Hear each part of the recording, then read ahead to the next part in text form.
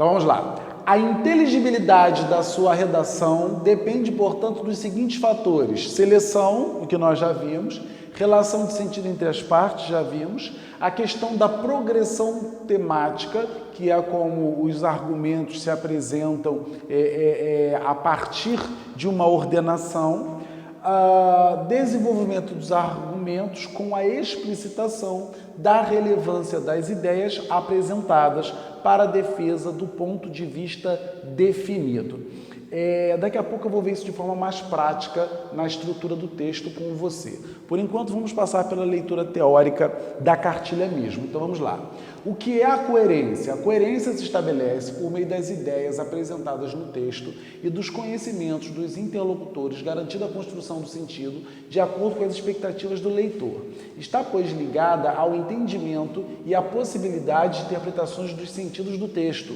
O leitor poderá compreender esse texto, refletir a respeito das ideias nele contidas e, em resposta, reagir de maneiras diversas, aceitar, recusar, questionar e até mesmo mudar o seu comportamento em face das ideias do autor, partilhando ou não a sua opinião. Na verdade, o que é a coerência? A coerência é uma unidade abstrata de sentido. O que acontece? Você une um monte de palavras. A palavra pode estar bem organizada, mas se elas não combinarem bem entre si e não tiverem relação com a realidade, a gente diz que esse texto não tem coerência. Se eu digo, por exemplo, aquela mesa quadrada é redonda, a frase está gramaticalmente perfeita, só que não há relação dessa declaração com o que a gente vê no mundo. A mesa quadrada é redonda, então, nesse caso, faltou coerência. Coerência, portanto, é uma unidade abstrata e você só consegue transmitir a mensagem para o outro, modificar a mensagem, modificar o comportamento do outro, fazer com que o outro seja impactado pela sua mensagem, se ela for compreendida e, de preferência, compreendida com alguma facilidade. Então, vamos lá. O que é o projeto de texto? É importante a gente falar sobre isso aqui, porque muitos alunos pensam que projeto de texto é o rascunho. Não, rascunho é aquilo que você faz antes de passar sua redação a limpo. O projeto de texto é algo que está aí na sua mente, que você materializa no rascunho e depois passa a limpo para a sua redação. Então, na verdade, o projeto de texto ele ainda é anterior ao rascunho. Vamos ver o que a banca fala. Projeto de texto é o planejamento prévio à escrita da redação. É o esquema que se deixa perceber pela organização estratégica dos argumentos presentes no texto. É nele que são definidos quais os argumentos serão mobilizados para a defesa de sua tese, quais os momentos de introduzi-los e qual a melhor ordem para apresentá-los, de modo a garantir que o final do texto seja articulado, claro e coerente. Assim, o texto que atende às expectativas referentes à competência 3 é aquele no qual é possível perceber a presença implícita de um projeto de texto, ou seja, aquele em que é claramente identificável a estratégia escolhida por quem está escrevendo para defender o seu ponto de vista. Segue algumas recomendações para atender plenamente às expectativas em relação à competência 3. Então, agora é a fala da banca. Reúna todas as ideias que lhe ocorrem sobre o tema e depois selecione as que forem pertinentes para a defesa do seu ponto de vista, procurando organizá-las em estrutura coerente para usá-la no desenvolvimento do seu texto.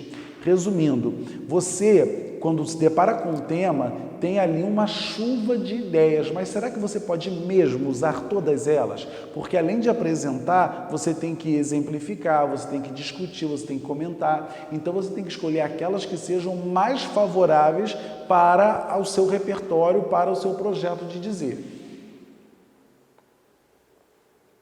Verifique se informações, fatos, opiniões e argumentos selecionados são pertinentes para a defesa do seu ponto de vista.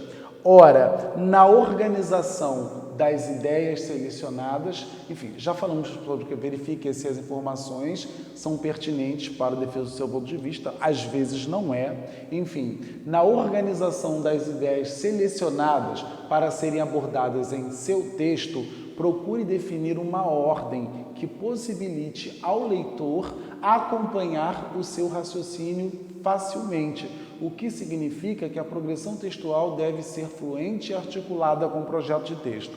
Por exemplo, dependendo do tema, você pode falar sobre causa, pode falar sobre consequência. A gente já sabe que a proposta de intervenção, via de regra, aparece na conclusão. Um bom projeto de texto é aquele no qual você apresenta num parágrafo de desenvolvimento causa, no outro parágrafo de desenvolvimento consequência e na conclusão você apresenta a proposta de intervenção. Não é obrigatório, mas é um bom projeto e funciona muito.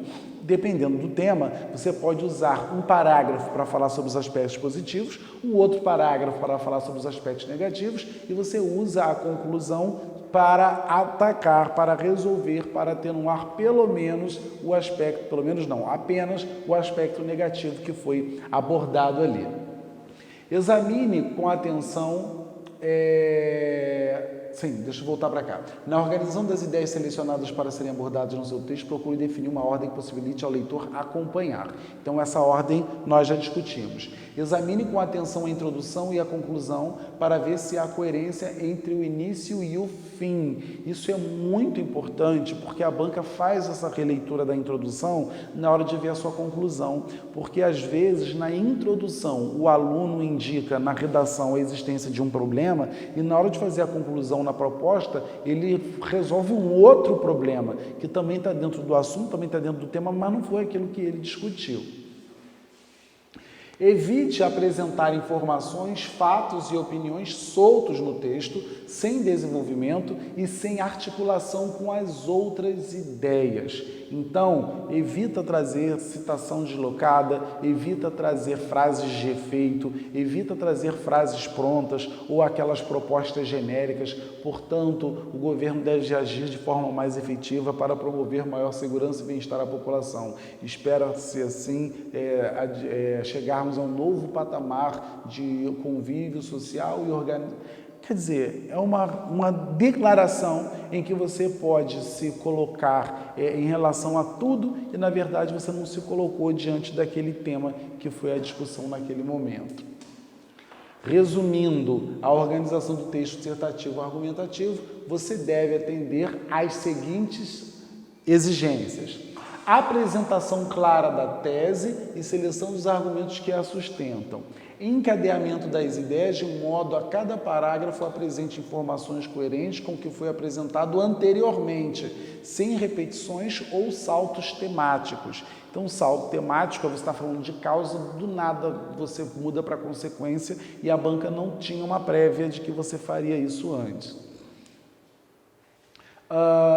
Desenvolvimento dessas ideias por meio de explicitações, explicações ou exemplificação das informações, fatos e opiniões, de modo a justificar para o leitor o ponto de vista escolhido. O quadro a seguir apresenta os 6 níveis de desempenho que serão utilizados para avaliar a competência 3 nas redações do Enem 2019. Enfim, esse quadro aqui eu vou explicar no próximo vídeo, junto com um aprofundamento, um desenho que a gente vai fazer basicamente sobre a redação, para nós vermos no que nós vamos nos aprofundar. Agora, preste muito bem atenção. Por quê? Porque projeto de texto faz parte do julgamento da sua prova, da sua redação. Se a banca olhar sua redação e perceber que você não deu spoiler na introdução do que você vai fazer no desenvolvimento, você pode perder pontos que são muito importantes e podem representar a diferença de nota entre a sua nota e a nota de outro candidato que estava querendo a mesma vaga que você. Tudo bem? Estamos juntos? Então eu vou ficar por aqui nesse vídeo e aguardo você para nós continuarmos essa discussão no próximo. Um grande abraço e até lá!